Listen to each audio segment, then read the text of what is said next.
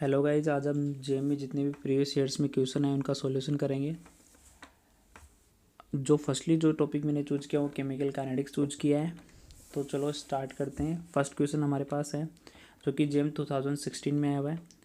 For a zero order reaction the half life depends on the initial concentration C not of the reactant as. तो इस question में हमें T half के लिए, zero order के लिए जो टी हाफ का रिलेशन होता है वो निकालना है। जनरल रिलेशन हमारे पास होता है T half directly proportional to 1/c0 की पावर n-1। ये nth ऑर्डर के लिए रिलेशन है। जब जीरो ऑर्डर के लिए निकालना होगा तो यहाँ n=0 की वैल्यू पुट करेंगे तो हमारे पास रिलेशन आ जाएगा T half directly proportional to c0। तो A option will be correct. Second question है, ये भी जेएम 2016 में आया हुआ है। इसमें हमें टू डिफरेंट टेम्परेचर के लिए two different rate constant given है और एक्टिवेशन एनर्जी हमें पूछी है। तो एक्टिवेशन एनर्जी निकालने के लिए हमारे पास फॉर्मूला होता है log K2/K1 equal to minus E/2.303 R 1/T2 minus 1/T1। Values put करेंगे और सॉल्व कर लेंगे। सॉल्यूशन आपको दिख रहा होगा।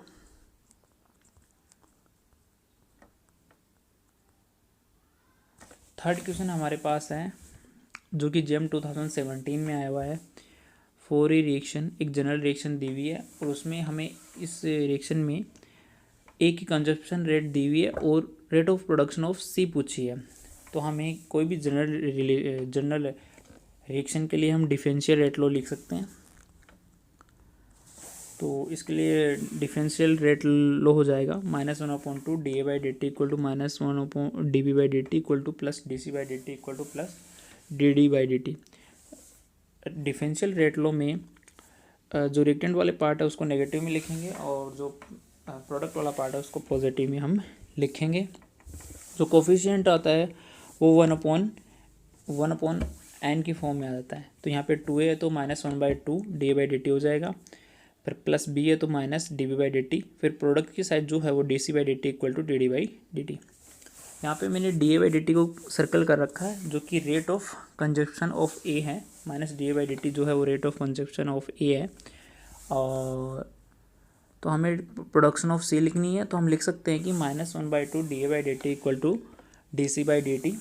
और dA/dt जो rate of consumption of A है उसकी वैल्यू हमें गिवन है, तो हमारा rate of production of C आ जाएगा। तो dC/dt rate of production of C हमने निकाल ली है यहाँ से। तो इसकी वैल्यू आई 0.05 mole litre inverse second inverse equal to dC/dt जो कि rate of production of C है। चलिए चलते हैं नेक्स्ट क्वेश्चन पे। फोर्थ क्वेश्चन हमारा है जो कि जेएम 2019 में आया हुआ है। हमें कोई एक जनरल रिएक्शन है, उसके लिए रेट कांस्टेंट के गिवन हमारे पास और उसने ऑर्डर पूछा है। के गिवन है, के की यूनिट्स गिवन है, मोल लीटर इनवर्स सेकेंड इनवर्स और ऑर्डर ऑफ रिएक्शन पूछा है।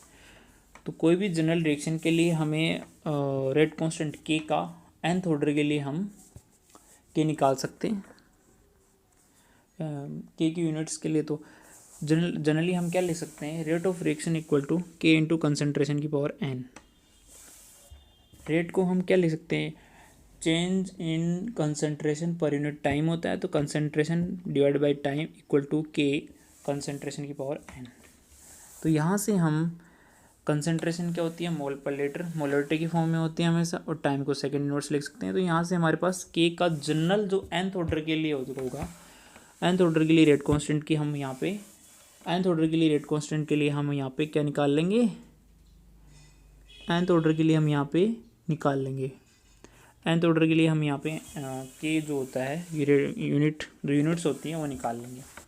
तो यूनिट आ जाएंगे यहाँ से हम। तो अब अब हम वैल्यू पुट करेंगे। अगर हम यहाँ पे अगर हम n इक्वल टू 0 पुट करते हैं तो हमारे पास k इक्वल टू आता है मोल लीटर इनवर्स सेकेंड इनवर्स। इसका मतलब वो रिएक्शन जीरो ऑर्डर के लिए थी, तो क्योंकि उसकी ये जो रेट वैल्यू जो वो मैच हो जाती है। अगर नेक्स्ट क्वेश्चन पे चलते हैं, फिफ्थ क्वेश्चन।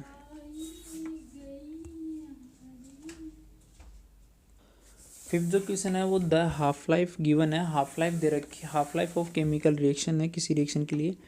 तो इनिशियल जो कंसंट्रेशन है वो 0.014 है।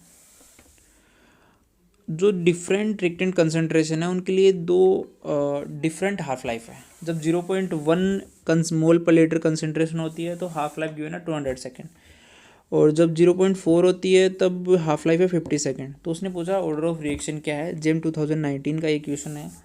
तो हमें कंसंट्रेशन अगर 0.1 है तो 200 सेकेंड हाफ लाइफ हो गई, अगर 0.4 है तो 50 सेकेंड हो गई। तो इसने पूछा कि ऑर्डर ऑफ रिएक्शन इसने पूछी है, ये पूछा हमें। तो अब हम ये देख सकते हैं कि कंसंट्रेशन 4 टाइम्स इंक्रीज़ करने पे हाफ लाइफ 1/4 टाइम्स डिक्रीज़ हो गई है। तो ये केवल इन्वर्सली रिलेशन में हो सकता है कि जब हम किसी चीज़ को डिक्रीज़ करें और वो इंक्रीज़ हो जाए, या इंक्रीज़ करे डिक्रीज़ हो जाए। तब जब हम हाफ लाइफ के लिए जीरो ऑर्डर के लिए रिलेशन निकालते हैं तो T half directly proportional to C not होता है। फर्स्ट ऑर्डर के लिए कुछ डिपेंडेंट ही नहीं होती, तो फर्स्ट ऑर्डर हो नहीं सकती। जीरो ऑर्डर इसलिए नहीं हो सकती, जीरो ऑर्डर तो इसलिए नहीं हो सकती क्योंकि यहाँ पे इंक्रीज़ करने पे हाफ लाइफ इंक्रीज़ नहीं हो रही है। कंसंट्रेशन को इंक्रीज़ करने पे हाफ लाइफ इंक्रीज़ नहीं हो रही है। और फर्स्ट ऑर्डर के हिसाब से कंसंट्रेशन पे डिपेंडेंट ही नहीं होना चाहिए, इंक्रीज़ करने पे इंक्रीज़ होनी ही नहीं, डिक्रीज़ होनी नहीं चाहिए। केवल सेकंड ऑर्डर के रिलेशन के लिए, केवल सेकंड ऑर्डर के रिलेशन के लिए ये पॉसिबल है।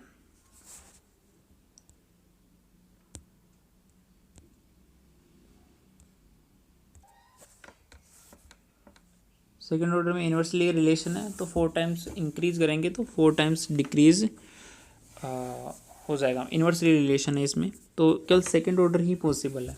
तो सेकंड ऑर्डर के ऑर्डर में ये सब मतलब ये फॉलो होगा। तो ये second order will be the order of the reaction. तो नेक्स्ट क्वेश्चन पे चलते हैं। नेक्स्ट क्वेश्चन जो कि जेम 2018 में आया हुआ है, इसमें पूछा है कि कोई जीरो ऑर्डर रिएक्शन है, उसको 50% कंप्लीट अगर वो हो जाती है तो 80% कंप्लीट करेंगे तो कितना टाइम उसमें लगेगा, हमें ये पूछा है। तो 50% कंप्लीट मतलब टी हाफ बोल सकते हो। तो टी हाफ का जो रिलेशन होता है वो T half is directly equal to A0/2 क्या होता है। यहाँ पे हमें टी हाफ गिवन है, टी हाफ यहाँ पे हमें कितना गिवन है, 30 मिनट हमारी हाफ लाइफ दे रखी है जीरो ऑर्डर रिएक्शन की। 30 मिनट, टी हाफ 30 मिनट दे रखा है, 50% कंप्लीटेशन मतलब हाफ लाइफ। तो यहाँ पे हमें के निकाल लेंगे, के इक्वल टू हो जाएगा A0/60 आ जाएगा, A0/60 आ जाएगा। के हम क्यों निकाल रहे हैं, के हम इसलिए निकाल रहे हैं क्योंकि इसका जो इंटीग्रेटेड फर्स्ट लॉ होता है, इंटीग्रेटेड लॉ होता है, जो इसकी समाकलित समीकरण जो होती है उसमें हम के की वैल्यू पुट करेंगे और A0 इनिशियली होता है, और इसका जो इंटीग्रेटेड लॉ है वो है फॉर ए जीरो ऑर्डर, आपको दिख रहा होगा A0 minus AT equal to KT। 80 time पे कितना रिमेनिंग रहेगा, 80% अगर कंप्लीट हो जाती है रिएक्शन तो 0.20%, 20% बचेगा तो 0.20 A0 इक्वल टू KT। के की वैल्यू हम ऊपर से A0/60 वैल्यू पुट करेंगे, तो यहाँ से टाइम जो आ जाएगा टी आ जाएगा 48 मिनट हमारे पास आएगा। वो 48 वैल्यू हमें मिल जाएगी यहाँ पे, तो आंसर विल बी 48 मिनट हो जाएगा इसका।